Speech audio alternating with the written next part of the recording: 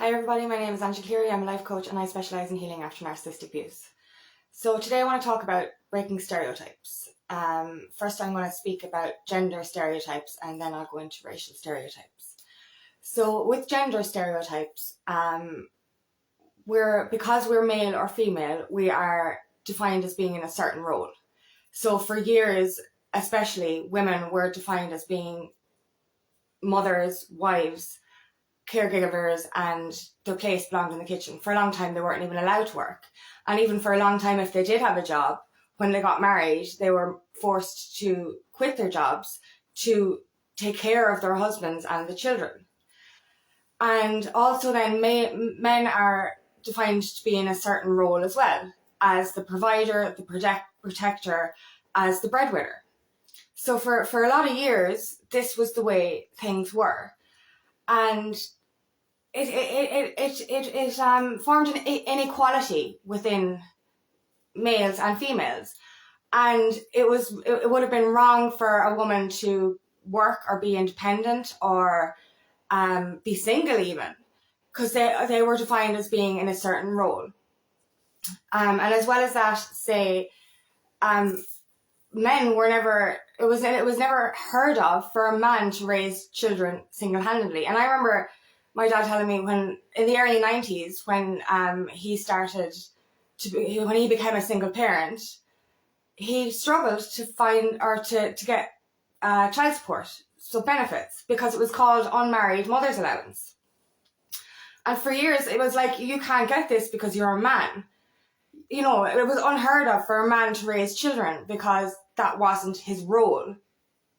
So for lots of years, and still in some societies, this is still the norm, that the wife or the woman, her place is in the kitchen, her place is at home, her place is to be a mother and a wife.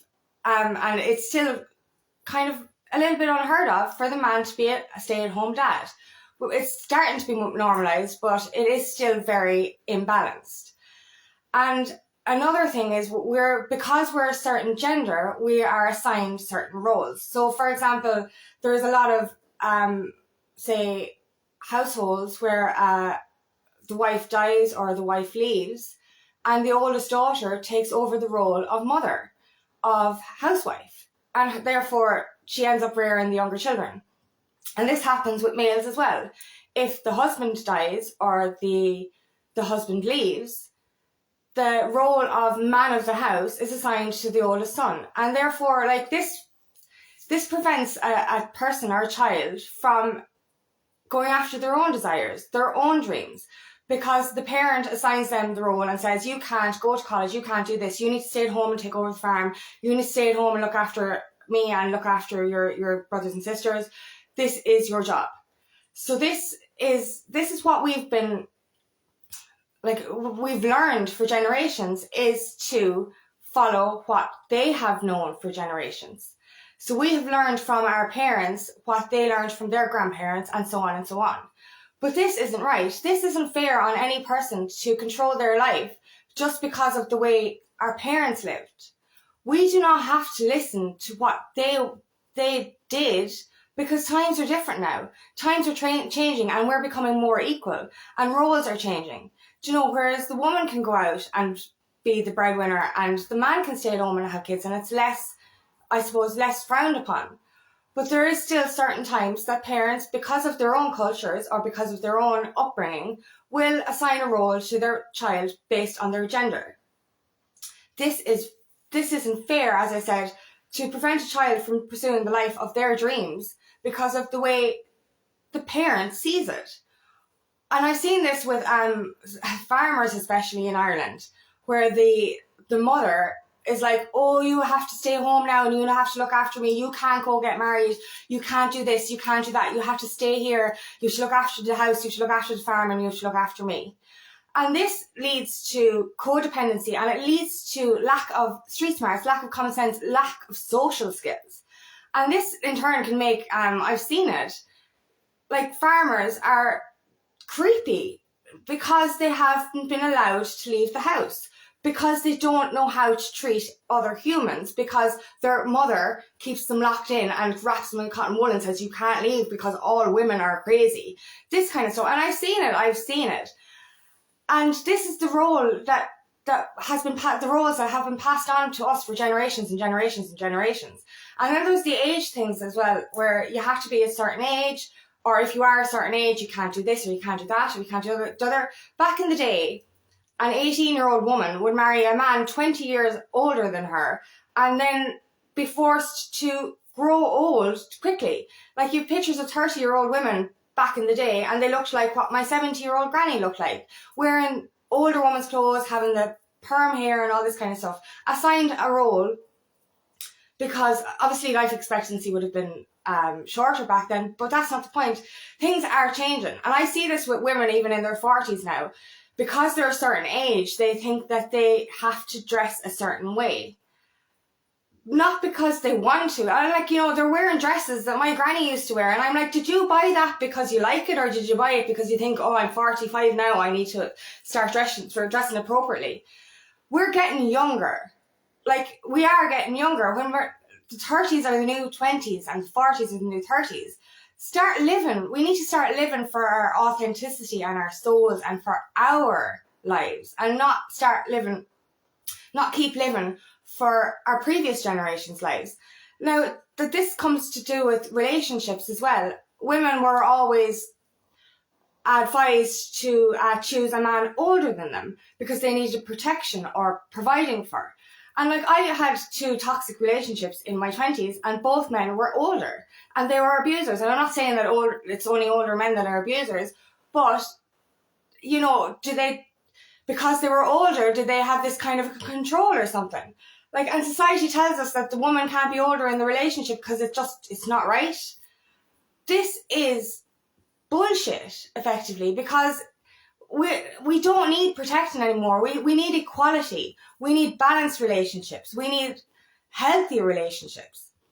So instead of listening to what our parents did or what our parents are telling us to do, we need to start listening to the truth within our souls and start doing what feels right for us and not what was right for them. Because we're not living the way they lived, 50, 60, 70 years ago.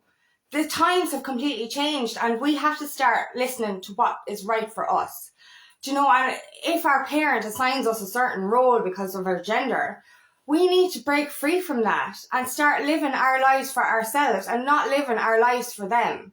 Yes, respect your parents, of course, but your life is yours to live. Your life isn't theirs. And as I said, times are changing, so you don't have to choose that older man.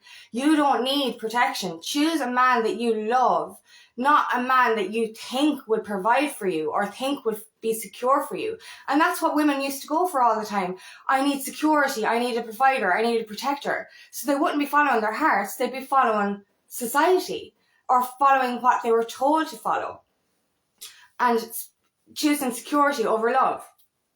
Choose love. Choose who you want to be with, whether that be an older person or a younger person or a person your own age.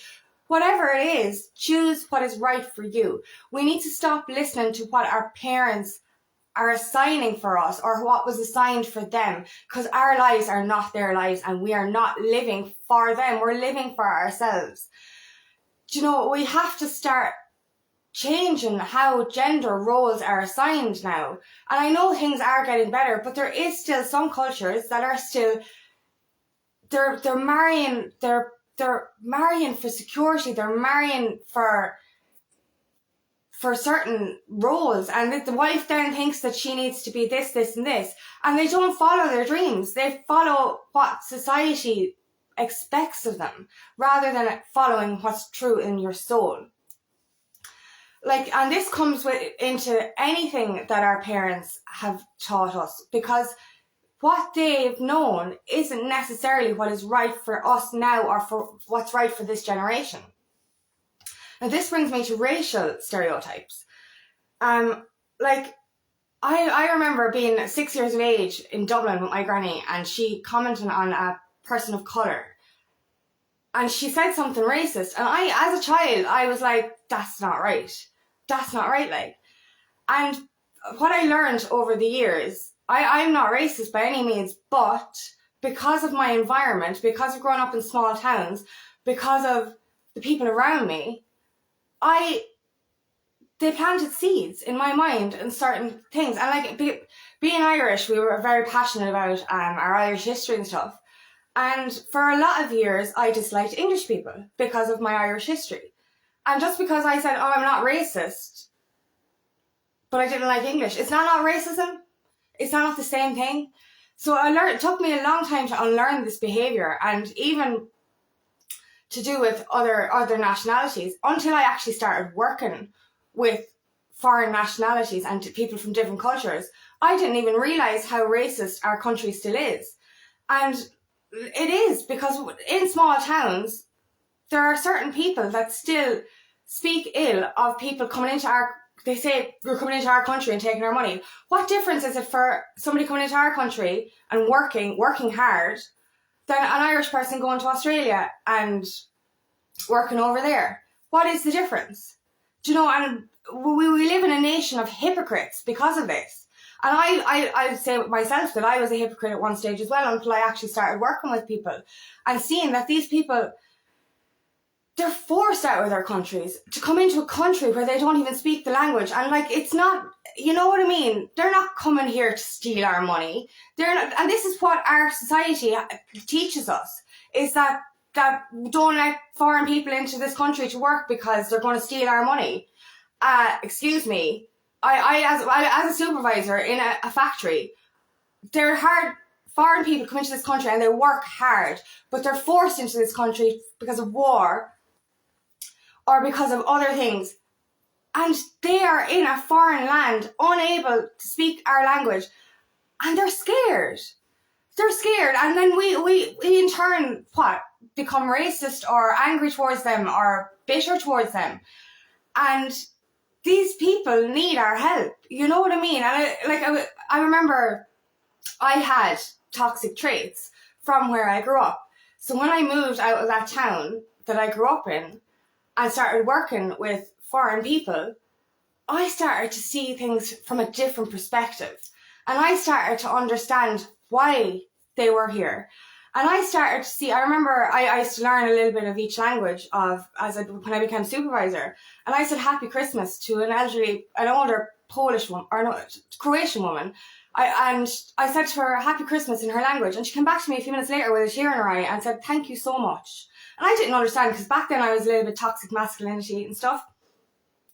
And I was like, why is she upset? And it just clicked. All of a sudden it clicked with me. That poor woman is forced out of her home. She can barely speak English, and she's forced to work in a man's job. This woman was older and she was forced into a heavy lifting job, and she was scared. She was scared in our country. And for me to just say Happy Christmas to her in her native tongue, made her feel welcome or comforted.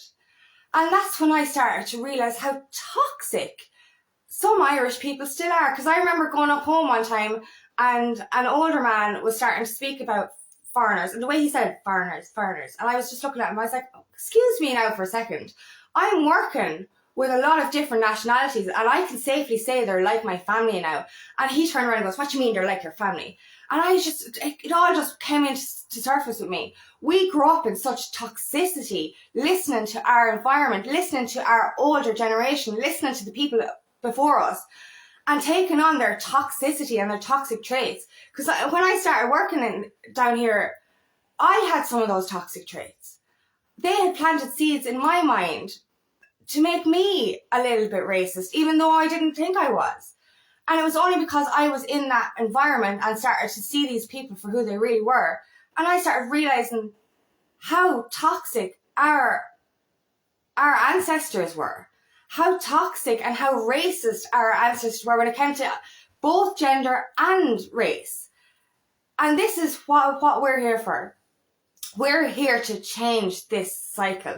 We're here to change those thoughts or those beliefs. Because as I said, I was even that way against English people because of our history. And it only started clicking for me when my ex started bitching about his ex cheating, and she was from a different nationality, and he was like, oh, they're all cheaters. And I'm like, you can't say that all people of her culture are cheaters just because she cheated on you. You can't paint them all with the one brush. And then I started to look in the mirror, and I started to say to myself, okay, I have a couple of English friends, but yet I'm anti-English. Does that not make me racist? Painting all these people with the same brush, like. And that's when I started to look at the traits that I'd learned from my caregivers, my upbringing. This is what we're learning, this toxicity from other people. And it took me a long time to unlearn this behaviour myself. And now I love English people. I went over to England 2 years in a row to a festival, and I went travelling on my own, and I swear to God, I had the most warmest welcome. And I was like, what was I doing my whole life I was effectively racist, and I thought I wasn't just because they spoke my language. I don't know. But we all seem to take on these toxic things because our parents, our caregivers, our ancestors have planted these seeds of toxicity into our minds.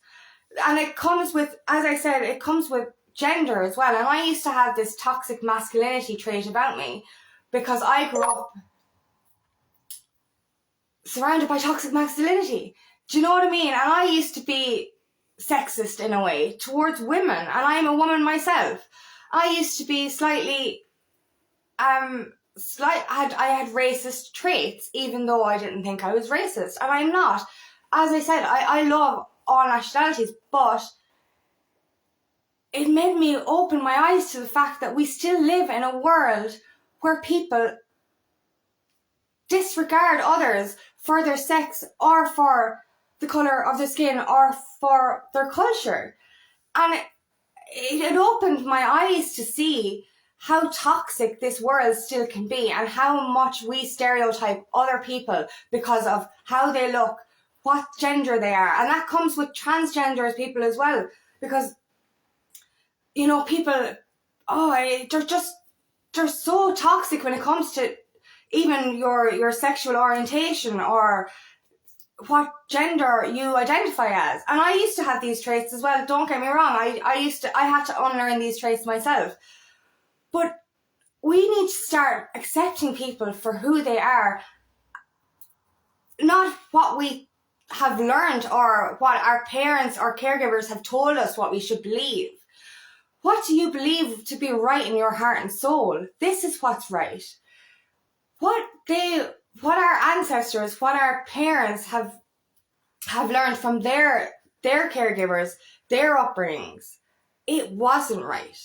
It wasn't. And thankfully things are starting to balance out a little bit, but there is still such inequality and racism in this world, and it's not nice. It's not fair. It's not fair on people who come to this country and they work hard. They work hard, and what? Like, in turn then they get abuse from the people in this country or in the country they come into. And I've seen that. I've seen that in the factory environments that I've worked in, you know, and there's still a lot of racial toxicity going on, and that's what it is like. And gender toxicity as well. Women and men being like not welcome in certain jobs or certain roles. And like, as I've noticed lately, is like the NCT centre, the car testing centre. The last time I went, a couple of weeks ago, it was the first time I saw women working on the floor.